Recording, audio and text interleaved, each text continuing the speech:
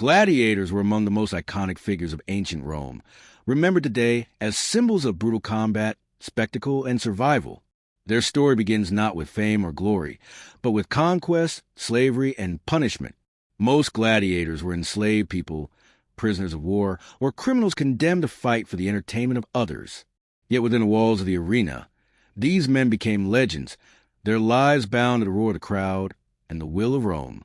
The earliest gladiatorial contests appeared around the 3rd century BCE. These events were originally part of funeral rites, meant to honor the dead with ritual combat. Over time, what began as private ceremonies evolved into public spectacles, funded by wealthy politicians seeking popularity. The Roman people were captivated by violence, skill, and drama, and gladiatorial games became central to Roman culture.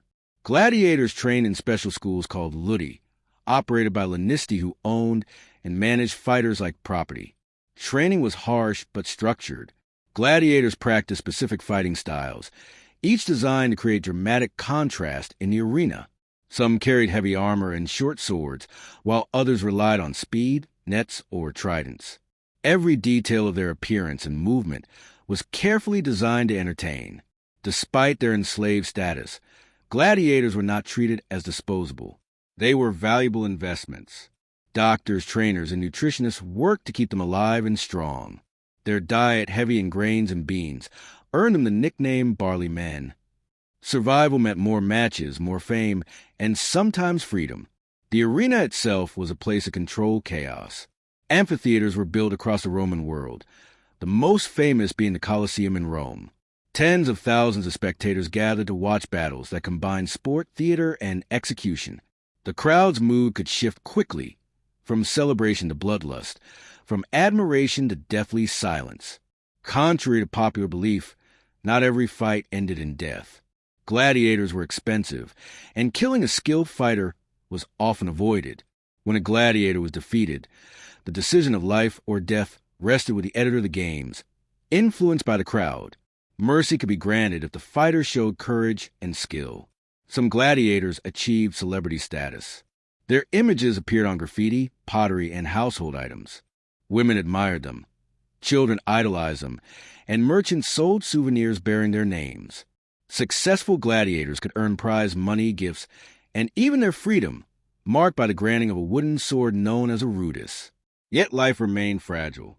Injury, infection, and exhaustion were constant threats. Death could come suddenly, whether in the arena or during training. Gladiators lived with the knowledge that each performance could be their last.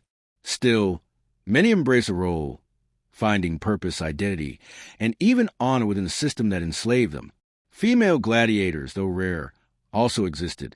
They fought in special exhibitions and were seen as exotic spectacles. Their presence challenged Roman gender norms, yet they too faced the same dangers and discipline as their male counterparts.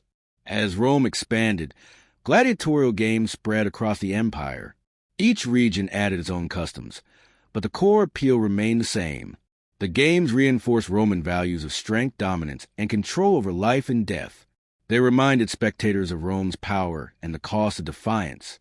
Over time, criticism grew.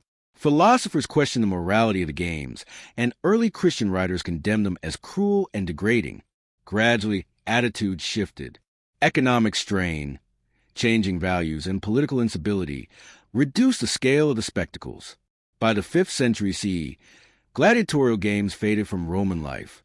Laws restricted combat, and arenas fell silent. Yet the memory of gladiators endured, preserved in art, literature, and imagination. Their story is not simply one of violence, but a humanity under extreme conditions. Gladiators were victims of a brutal system, yet they were also skilled athletes, performers, and survivors. Their legacy reminds us of the complexity of ancient Rome, a civilization capable of both remarkable achievement and profound cruelty. As the crowds dispersed and sands of the arena settled, the echoes of steel and applause faded into history.